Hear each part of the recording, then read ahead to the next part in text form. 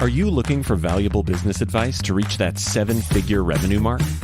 Do you want actionable tips to properly navigate through every business challenge you encounter along the way? Let Tersh Blissett and Josh Crouch be your guide in getting you to the top here at Service Business Mastery. Tune in as they sit down with world-renowned authors in business, leadership, and personal growth who share valuable insights about management, marketing, pricing, human resources, and so much more. Let their nuggets of wisdom gold guide you in owning a thriving, profitable, and ever-growing business. Here are your hosts, Tersh and Josh.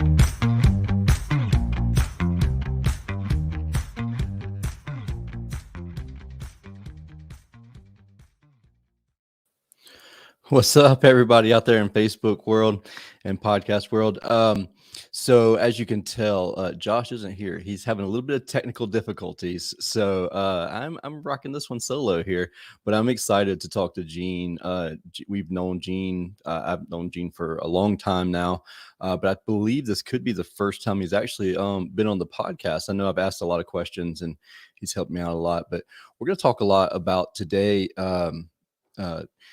Lead Ninja, which is Gene, and then also we're going to talk about a little bit to do with filling the quote unquote shoulder season. I don't call it shoulder season, but filling that other spot, and then with the potential of 10x in your business by introducing some indoor air quality products and that type of stuff. But with that being said, I'm super excited and welcome to the show, Gene. Thanks, man. I appreciate that. Super stoked to be here. This is like a dream come true for me, bro. I heard that. So for those who don't know who you are, can you do a quick introduction of yourself and what you got going on? Sure. I'm Gene Slade. I've been in the heating and air conditioning business since I was 11, plumbing as well. My father owned his own heating and air conditioning business, and my uncle owned his own plumbing business. So we attacked it from both ends. I worked with my dad since I was a kid. By the time I was 15, 16 years old, I was leading a crew, ended up as an installation foreman at 19, got into sales at 2021, and I just never looked back. I love the sales game. I love serving people. And so I got into the sales game, spent a few years there, hit multi-million dollars in sales, and I thought I was going to quit because I didn't know anybody who was doing the same thing. I thought that was it. Right. And have you ever like been stretching for a goal, Tersh, and then once you got there, you're like, is this all there is? Right. Yeah. Right. So that's what happened to me. I ended up moving down south here to Florida because I heard that there was this dude doing $2 million a year. And I was like, shoot, I need to go work at that company and learn from that dude. Well, the day that I showed up on the scene, he quit and went to Tampa. So it's like, crap, man, I just moved from Michigan all the way down here to chase this guy, and now he's gone. Well, it turned out 6 months later, they brought me up to Tampa, and I ended up helping build a massive organization up there. In 3 years, we went from like $1.5 million, $2 million to a little over $8 million. And I was general manager of that company. And shortly after becoming the general manager, I'd say a year or so, I took my contractor's exam. Now, mind you, I was not planning on starting a business at that stage of the game. I just went to take the test as a practice test. I didn't buy any books or anything like that. Really? There's a stack of books. Oh, like yeah. this tall. Yeah. Damn it. I passed that thing. I passed it with a 79, and I was like, holy cow. Well, my boss found out I passed it. I don't know how he found out. He was tracking my BlackBerry at the time. But the next day they fired my ass. Oh, wow. I'm leading a training for 42 technicians. I'm giving them this rah motivational speech. Let's go out and slay dragons, right? Yeah. And then both owners come in and wave me to the back of the room. I go into their office. They're like, we no longer have any need for your services. You passed your contractor's exam. I'm like, how the hell you know that? Yeah. Right. And I had a 5-week-old baby boy, a woman who'd just been cut from here to here, a 50-mile non-compete. And I'd been paying off all my debt. So I had literally $100 between 4 bank accounts. Oof. And they had went in and reversed my check somehow. My check went into my account and then came out of my account. And I'm like, shit, man, I'm screwed. So I ended up fighting with them a little bit, and they gave me my money. And I went home, and I decided that I was going to go to the bank before the dealership before the banks realized I didn't have a job. And I bought 2 trucks. And I ended up moving south. I took out a bunch of credit cards, like 100 grand in credit cards, Yeah. and just loaded those bitches up. And within like 3-4 months, I was in business. So Uh, with that being said, if you're okay with me diving into that, yeah, I mean, because I have some friends of mine, and I wasn't the same exact experience, but I wasn't prepared for it whenever I started my first business. me neither. Yeah, it's Nobody can prepare you. right. Well, I mean, I get this question. If I get it once a week, I get it like 10 times a week. Like, what do I do to make sure that I'm prepared for when I start my business, whenever I leave what I'm doing? And a lot of people are like, should I start side work and build up a clientele? And I don't really feel like that's the greatest No, idea. it's not. Personally, and I never signed a non-compete or anything like that. But at the same time, morally speaking, Yeah, I feel like if somebody's coming to me for work, I should send it to my boss, and yeah, that's the way I always treated it. But I typically tell people, like, if you can get 6 months worth of your bills saved before you quit, then you have a little bit of a cushion. But at the same time, I almost feel like maybe whenever, or maybe personally for me, if I do that, I have too much of a cushion, so I'm not as yeah. hungry. You You know don't what I have the mean? power of broke, as Damon John says. Yeah, exactly. So what would you say, like, if you could do it over again, would you do it the same way, or would you try and give yourself a little cushion? Because I didn't even had the forethought of going and buying trucks before they realized I wasn't work. And I didn't apply for credit cards. I mean, I didn't have any credit cards. I mean, I think I had a $500 max on a credit card, and I was Yeah, driving like a $2,300 van. And yeah. it was just like hustle, hustle, hustle. Let's make some more money so we can put a down payment on another van. Um, and which is weird now, because I can literally call my commercial sales guy Yeah, and say, hey, I'll take send me 5 another trucks. van, and they'll just deliver them here. So, which Yeah. is like the weirdest thing to think about. But what would you say to people thinking back? Like, how would you do it? So here's what I would say. I would say money is one thing, right? I started my business with no money, and I've started some other businesses with money from my exit from that business. And I was an investor in those businesses, not an operator. Hmm. And I put several $100,000 into each one of those businesses, and they blew through it. They Yeah, just blew through the money. I could see that. And I ended up getting rid of those businesses because I wasn't the operator. I was like, you know what? If I can't be there every day, then I can't make this the same kind of success as my last company. My last company was 59th fastest growing construction company in the country. We had Wow. three Inc. magazine awards. We did multiple millions of dollars just in indoor air quality, Hmm. right? But I was there training my technicians every day. So what I would Yeah. say is, A, you want to have some management experience. You want to know what key performance indicators you're going to need to follow. All right. That is key. You should be a general manager of a company for a while, right? Hmm. One that actually invests in its people and sends them out to places or teaches that kind of stuff. Not just Two, the title of general manager. yeah, Yeah. exactly. Big boss man, right? No, Yeah. you there's a whole education that comes along with being a general manager. I'd recommend you be a sales manager, but number one, I would recommend you be a badass salesperson. Okay. Yeah. If you're not a good salesperson, do not start your own business. Yep. All right. And that's Because you're, me 100%, because I was the analytic guy. I could create Excel spreadsheets like in my sleep. I yeah, love the numbers. I love the KPI, me but too. I never dove into sales. Like, I was always more technical driven, service tech stuff. Service manager was really my favorite job Yeah. before becoming GM. And I almost kind of swore off the sales guys. Like, it was Yeah. like, and it showed, truly.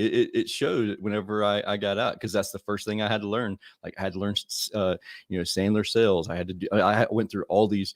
It was a very painstaking process for me. 100%. And I try to tell people there are going to be moments in your career, in your business, where you're going to have to step in and save the business. Hmm. right? You're going to be a $3 million company. You're going to have $1 million producer walk out the door. That's 33% of your total revenue. If you don't replace that quick, you're fucked. You're going out of business. Excuse my language. I don't know if this is a G-rated podcast or not. But you've got to be able to step in and save the baby, save the company, right? Once you get up to $7-8 million, you can afford to lose those kinds of guys, and other people will step up, and you're not going to hurt so bad, right? But anytime unless you have a $7 million sales guy, yeah, and he needs to work at a $40 million company, because otherwise he owns the company, right? He's holding you hostage. Oh yeah. So after starting that business, I ended up starting Lead Ninja, and so now I go around and I teach people. Really mainly, like, I started out as a salesperson at around 2021, and I was straight commission, and I worked for the highest price competitor within 50-60 miles of us. And so, like, and that was in Florida? No, that was in Michigan. That was in Michigan. Okay. Right. Okay. And we were 15% higher than just about everybody. And every quarter they would give me a new price book that was 5% higher, because I had a deal where I split the overage. Right. Okay. So I would have $2-3 grand built into every job. And a lot of clients just told me yes. And so I was making 13-14% commissions. Yeah. Wow. So be a good salesperson. How long ago was that? I don't recall. That was 2003. Okay. 2004. I moved to Florida in 2005. Okay. So what would you guess? Like, I know that's a long time ago, because I got into the industry in 2005, and I can't remember all this stuff. But I remember. I'm about to ask you, what would you think? What do you think your average ticket price was back then? Oh shit! On equipment, it was about $8,000. Okay. So gotcha. I would. We were selling 8,000, and you're marking it up a couple thousand more. I mean, that's a good percentage. Yeah, of the job. Exactly. Yeah. Okay. So we were getting, well, back then, in the very beginning, working for that company. So I'm thinking of the next company I worked for, whose prices were lower. I would say it was more like 11,000. Okay, even because then. we were selling a 80% 90 plus furnace for between $5,000 $5,500. And then we really didn't sell much more than a 16-seer Puron air conditioner. Yeah. And those are going for about $5,000. And I always got some sort of indoor air quality with it. At least a filter. You did do indoor air quality even back then, because it wasn't. It was there. Like that was about the time the Train Clean Effects came out, and we had to carry around these styrofoam things to clean the pins on it. And but I don't recall the indoor air quality being pushed as hard as it is now. Dude, that was how I separated myself from my competition. Quick story. So my dad worked for a competitor, right? And of yours? Yes, a competitor of mine. Okay. See, we worked at a large mechanical shop. We both left there, went and got sales jobs. And he worked at AAA Service Network, and they were about 20% lower than us. I worked at Pyro Heating and Cooling. Cool name, right? Yeah.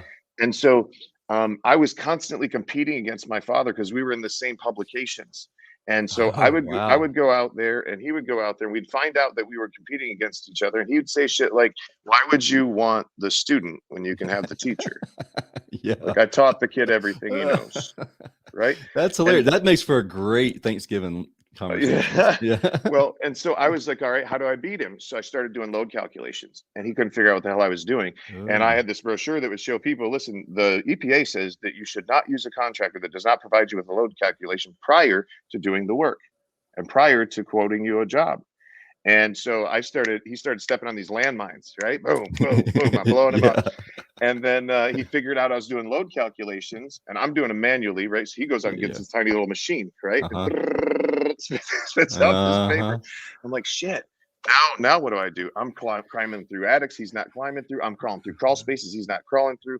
And I went to this trade show, and I saw this guy with a laser particle counter. You ever seen one of those? Yep. Mm-hmm. Badass. Yep. And he was testing, especially back then. That's crazy. Yeah. So he was testing a HEPA filter at 0.3 microns and showing me how there's 1 million particles in a cubic foot in the room, and it's only spitting out like 50 or 100. I'm like, that is badass. So I got a short one of those things, like a mini 175 CFM. I threw that in my car. I bought a particle counter, and I started doing experiments in master bedrooms. Wow. And I had this whole pitch where I would set this thing up in your bedroom to do an experiment right before I'm getting ready to present my findings, the load calculation, and all my sell you essentially. Yeah. I take you over to that room, and you have this amazing experience when you walk in there. The air feels lighter, crisper, smoother, like just amazing. Goes into your lungs easier, and they fall in love with this thing over here, this HEPA filter. And they started buying the HEPA filter, and they just get a furnace and air conditioner to go along with it. Oh yeah, you gotcha. So So, you sold them all the other benefits. How dude, do you like? Because I've seen some people who they get so enamored with the indoor air quality stuff that they literally leave the furnace and coil and air conditioning out of the equation. So we're real big in heat pumps here, as yep. you are. So it's one of those things where it's like, okay, we're changing duct work and we're installing an April air filter, and we're going to install a UV light or APCO X or something like that. Mm-hmm. And I was like, okay, cool. So where's the equipment order? Oh, we're leaving the old equipment there. It's like, oh shit. Well, there's our bread and butter right there. Like what happened here? Like, have you seen that? Have you dealt with it? I've seen situations where pay structures are not really set up that great, and processors are not really set up that great, and you'll get technicians who will go out to a system that's 13 or 15 years old, and they'll just sell a UV light because they get a quick hit, right? And so we've had to create processes around that, certain clients of mine. I see that, but not my people that I train. Like, I've got people that'll go out and present a $40, $50, $60,000 list. Yeah. Right. They'll include everything, freaking insulation.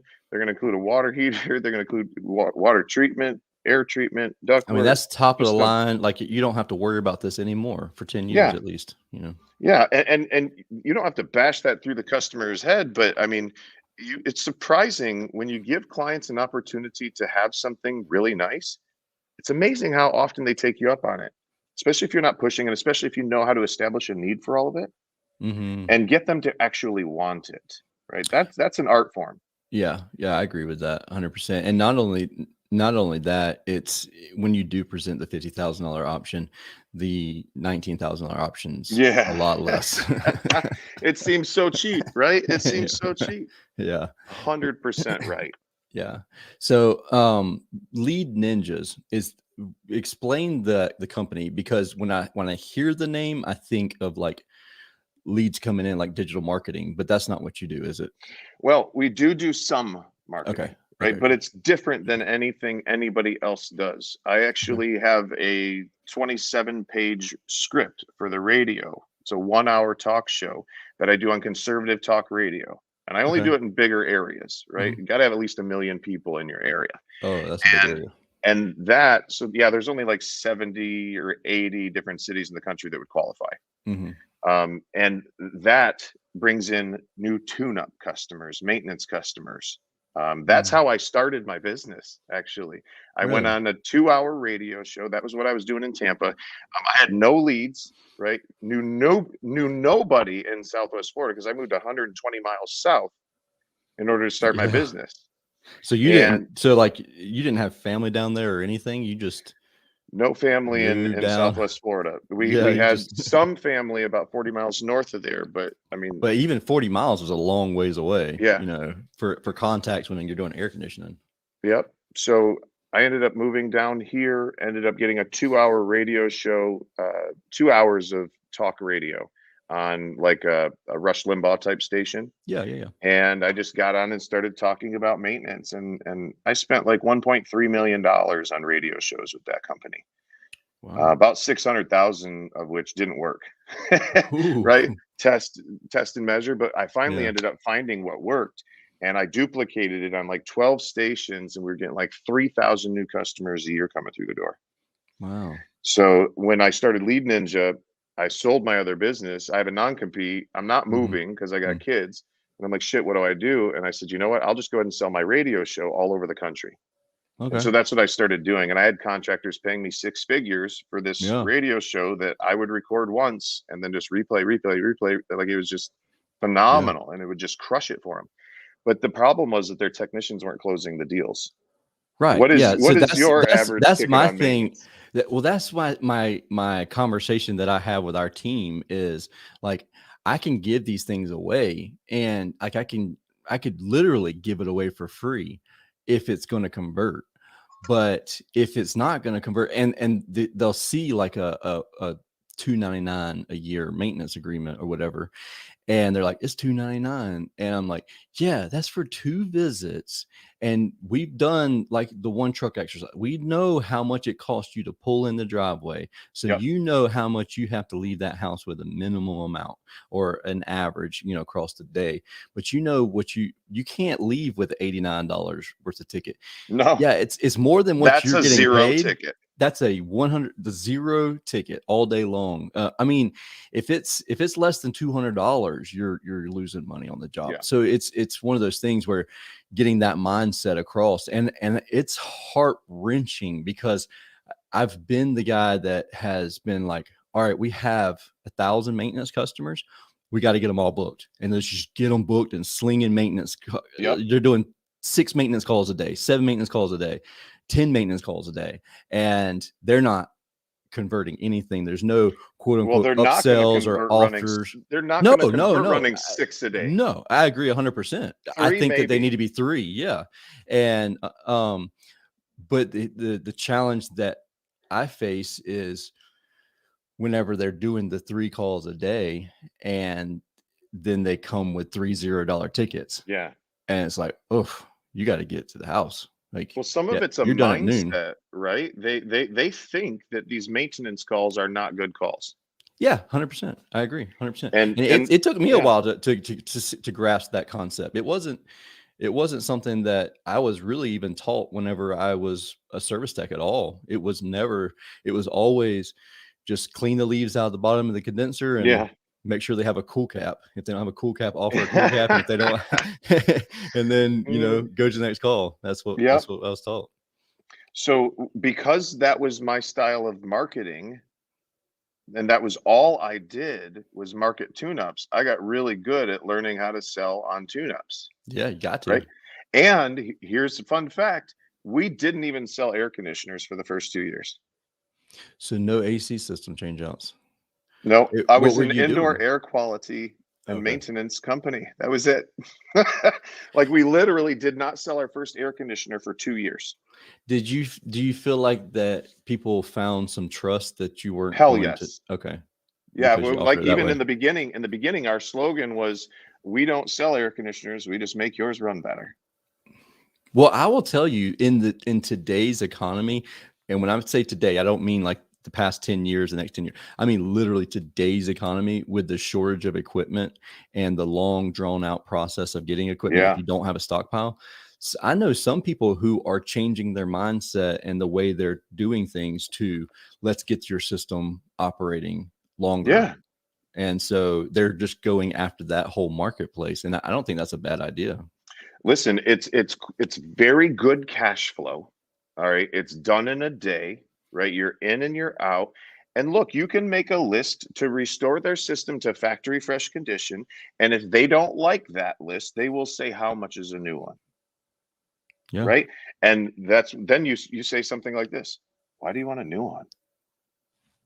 When you do that, you're going to get their dominant buying motive.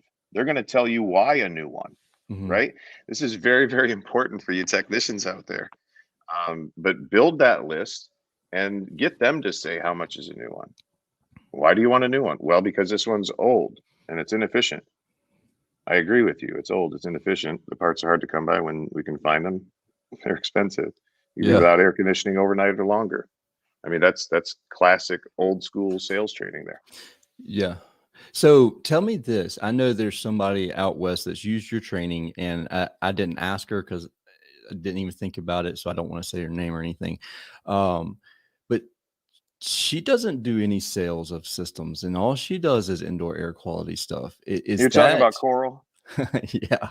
Well, Coral works with Lead Ninja now, so you can. I You're free didn't to know stay with. that. Yes, yeah. Yeah. Coral works Okay. with me. Well, I knew that she wasn't where she was whenever you did the training, but I didn't know that she worked with you. No, That's cool. she's working with another contractor right now, but she's come on board with Lead Ninja and she's doing ride-alongs. So she will parachute into a company for me. She'll ride with their technicians for 5 days. She'll put $100,000 on the board and then fly out.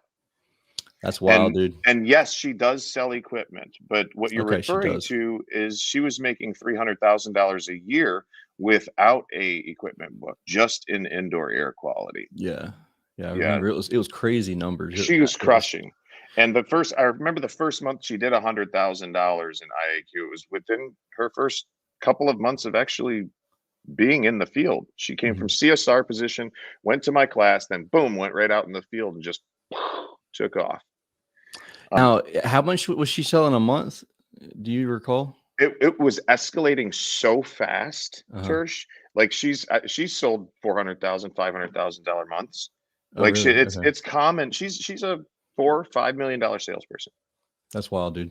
That's Yeah, crazy. she's only been in the industry for 2 years. Yeah, it hasn't been very long. And so if you guys need somebody to come out and ride with your technician, she's the one. You contact me, I'll tell you all about it. I don't want to date this video with the pricing and everything like that, but it's expensive, but it's more expensive not to have her out. Well, the thing about it is, if she's going to generate that kind of revenue for you while she's on site, it pays we for itself. guarantee that she'll generate at least $60,000 at a 55% gross margin, or she won't leave. Wow. Yeah. Yeah. That's what's up. She needs three calls a day. I was going to say, what does she need? Okay. Maintenance calls, 3 maintenance calls a day. Now, here's a question that I have for you, because I get asked this a lot, and you're East Coast guy, so I know you feel it a lot more than somebody who's out in the West Coast. West Coast numbers versus East Coast numbers. Do you find that it is easier to generate the 60,000 on the West Coast than it is on the East Coast? Do you have to use different tactics on the East Coast or West Coast? No. Okay. No. So that the buying habits are very similar to people across the whole country. Yeah, people are people. Yeah. Okay. People are people. I mean, I've heard people say that you can't sell that kind of shit around here. You can't do that around here. And I just go, okay, watch, boom. Like it's all a mindset in my eyes. Like, sure, prices might be a little bit more expensive out there. Sure, it might make it a little bit easier, but I mean, I've been quoting $40,000, $50,000, $60,000 packages here for 20 years. Yeah. So it's now, all. Do you have to have financing in order Yes. to? Okay, so that's one of the things that, like, we've had financing from day one, and I know of some people who are like, I don't really feel comfortable with financing, and I feel You're like crazy. You're not going to sell more than your 14 SEER box for box type stuff unless you're offering financing. Yeah, you might occasionally, Yeah. right? But gosh, your sales should go up 30%. Your closing ratio go up about 30% offering financing if you know how to do it right. Okay. So this is the last question that I have, and that is, when you come into a company that is very technical driven, like very tech driven, what do you do? Like, how do you have the conversation with someone who is very much against this type of UV light, or they say this, Remy Halo is harmful, or APCO X is, generating this byproduct and these VOCs and blah, there's an argument for it all. Obviously fresh air and dehumidification is a great, outside air is a wonderful product. So what do you do in those situations when you have that conversation with the technicians and the business in general? I have to sell that technician. Like, and that happens in almost every single business that I go to. There's almost always 1 or 2 guys that are senior guys that have been in the business for 30 years. And fortunately, so have I, and I can tech right along with them. And I am techie, right? So I will look at both sides of it. And I would jump into a role play with you about it right now. But at the end of the day, my goal is to convince them that doing nothing is not the right thing to do. Right? Doing nothing is not the right thing to do. I'll educate them on the different things that are in the air, right? We'll talk about particulates. We'll talk about VOCs. We'll talk about bioaerosols. We'll talk about all that stuff. We'll talk about the negative side effects associated with them, right? The how they affect people's lives. And then we'll talk about the responsibility that we have to bring those things to our clients, that we didn't create those things, the market created them because there was a need for them. And if we don't go out and open our mouths, I mean, you do know that 1 in 4 people in this country suffers from hay fever, allergies, asthma, right? Do you know that 1 in 4 people also has zero ability in their body to fight mold? No, I Zero. didn't know that. 1 in 4 people lack the marking system for the white blood cells to come in and destroy those invaders. So if you go out there, how many people live in the average home, by the way? I would say 3, 4. Okay. It's Yeah. about 4, right? Yeah. So what's the likelihood that there's one person in every single house, statistically, that actually is an allergy sufferer or somebody who cannot fight off mold? Yeah. What's Yeah. the like? It's I mean, almost it's 1 out of 4. 100%, Yeah. right? Yeah. So if you go out there and you don't open your mouth, if you go out there and you don't help them, have you done something for them, Disservice. or have you done something to them? Yeah. Yeah. No, I agree with It's that. I have mean, to get into their heads yeah. that it's a moral, ethical obligation to help our clients and to put Well, these things in front of them. now, are you recommending certain tools that they use to help measure some of this information, or Like particulate? yeah, Well, particulate, yeah. or like I have a little handheld. Yeah, a Uh, little $100-$200 thing off of Amazon that's got a yeah, smiley face on it or a frown or some bullshit, right? yeah. Yeah, go ahead. You can use that if you want. I They're all use sitting on desks somewhere. yeah, They're sitting. They're I not use used. I use a laser particle counter that costs about $2,000. Now, should we as business owners invest in something like that? Hell yes. That was, Okay. you remember that story about me Yeah, yeah. finally kicking my dad's ass? Uh-huh. That was how I did it, right? Should we be buying that for every van though? Or Well, I would. You're not going to. It's not even going to be worth buying one unless you're trained on how to use it, right, 100%. right? So I I agree. would start out with 1 or 2 guys. I don't Uh-huh. think all of your guys are going to adopt it, but I would look at your top 20%, Mhm. and it's a tool that I'd consider getting for them. Okay. So I guess kind of I said it was my last question No, 2 you questions as ago, but many as you want, man. would you you mentioned earlier about the pricing structure, and I've been guilty of this. I've been like, hey, look, you get $500, the first person, first 2 people to sell this, blah blah blah. The indoor air quality package, a UV light, a filter, April air filter, and Right. something else, maintenance agreement or something, and you get a $500 spiff for it. How would you say the right way to do it? Because I know that's not the right way, because they're going to push that versus inspecting the whole house. I would say that the right way to do it is to have a system where they're creating a list of everything the client doesn't have and putting it in front of them every single time. So are you including dehumidifiers in that? It depends on whether or not I think that the client needs one or would Okay. benefit from one, or if it's just something that, like, if I don't feel like it's going to, if I don't feel like something the client is going to gain more than the money they have to part with in Okay. order to own it, then I'm not going to offer it. How do we measure that though? It's very hard to measure. It depends Yeah. depends on the area of the country that you're in. Yeah. Like, I'm Yeah. not going to offer a dehumidifier if I'm in Arizona. Oh, right. 100%. If I'm here in Florida and there is the room for one, then I will offer it. But a lot of times here in Florida, like, we're having a hard time just stuffing these air handlers into an attic, and there isn't enough room. Hell, there's not enough room for a HEPA filter. Sometimes I got to build my own duct system just for a HEPA. Yeah. So if it makes sense, if the client will benefit from it more than the money they got to part with, or they will benefit from it from a health and comfort perspective, then I'll put it in front of them.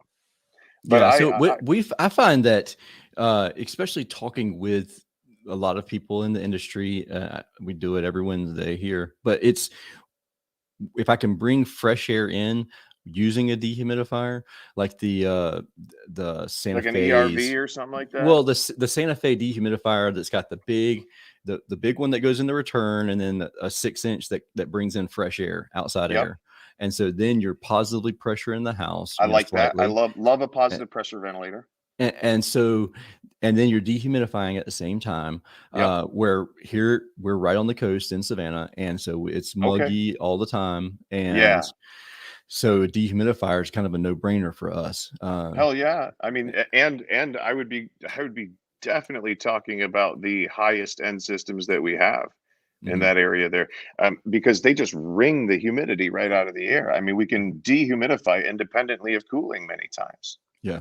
And gosh, I couldn't tell you how many optimum systems I sold in 2007, 2008 that were $16,000, $18,000, 2 speeds, Yeah. variable. During a recession, during all of that, Well, quote actually, unquote no, recession. I've got to back that up, because at that time I had started my business. So it was Oh, okay. Yeah. 2005, 6, and 7. Yeah. Yeah, again, I wasn't selling air conditioners Yeah. when I started my business in the first place. That's a So wonderful time to start a business, is right at the beginning of recession. yeah, that was incredible. I mean, it really it it shocked the hell out of me. Yeah. But my mindset was different than everybody else's. Everybody else was panicking, and I was like, look, if they're saying that business is bad out there, Zig Ziglar says business is never good or bad out there. It's only good or bad between your ears, Mm, right? good So point. I said, look, if they think it's bad, that means they're going to be kicking back, relaxing. I'm going to put it in turbo drive, and I'm going to go take their customers. Hmm. And that's what I did. Like the first year, it was like, uh, I think it took us 2 years to hit $1 million in service work Mm, annually, right? And yeah. so we were just bringing customers in left and right. We Hmm. didn't have the same scarcity mindset. Sure, there were problems getting financing, but I already had problems getting financing as a 1-year-old company anyway. Right. Exactly. I mean, that's a challenge as a young company in general. Yeah. So if that's the kind of stuff happens, don't focus on the media, don't focus on the fake news. Just put your nose to the grindstone and go take everybody else's customers while people are sitting back on their laurels. Hmm. Cool, man. Is there anything that I forgot to ask, or it actually, how if we want to have somebody like Coral come out and contact us, or to come out on a job on site and do a ride along with our Sure. team, how does that happen? What do we do there? Well, you go to leadninjasystem.com, or you DM me directly, and I'll get you, if I can't handle it, I'll get you in touch with one of my team members who can help with that transaction. But we've got packages of my whole team, anything from my whole team coming out. That would be me, Brittany, Scott, Coral, one other team member as well, where we drop in and just freaking do a massive explosion in the business. Mhm. All the way down to just virtual training that's do it yourself, right? So, um, my specialty, so everybody knows, I can sell air conditioners and everything, but my specialty is to help you get money on those zero ticket calls where there's not an equipment replacement opportunity. Remember, that was all I did was maintenance with my business, right? So my specialty is taking people who have got a $200 maintenance ticket and turning it into a $2,000 or $3,000 average maintenance ticket. So Oh yeah. we help people to get the money that they're leaving on the table.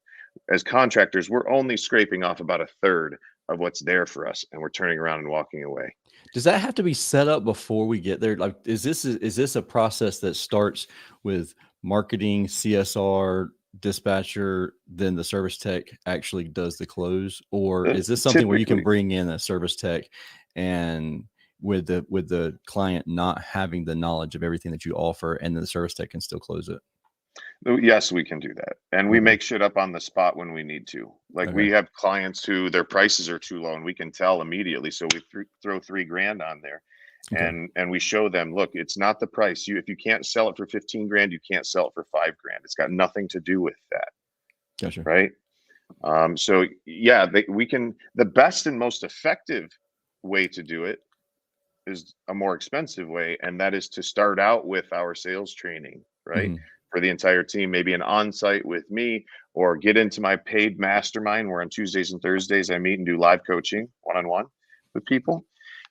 And then you can have them come out, and it really accelerates the process. But If you've got some good salespeople, $1 million guys, $800,000 guys, $1.5 million guys, very easy for that type of person to be impacted by a Coral or a Scott Slade. Okay. Right? I can throw them into somebody's truck and add another $1 million a year to that person's gross revenue. It's easy to add $1 million to somebody who's already doing $1 million, $1.5 million. Yeah. That's what's up. Cool. Yeah, man. Thanks, buddy. I appreciate you coming on the show. Oh, it's my pleasure, sharing man. everything. It's great stuff. And as the comment said, I mean, I don't know who that was because it's they didn't sign into the thing. But yeah, they think a lot of you. I usually have it pulled up over here, but for some reason my internet's acting goofy, so it slowed me way down. So no, man, I appreciate you having me on. I want to come on again, so just let me know when there's another spot open up in the future. Absolutely. Always tons of stuff we can do to get back. Absolutely. Cool. I appreciate it, buddy. And if anybody has any questions at all, reach out to Gene, reach out to myself. I can get you in contact with Gene. And until we talk again next time, I hope you have a wonderful and safe day. We'll see you.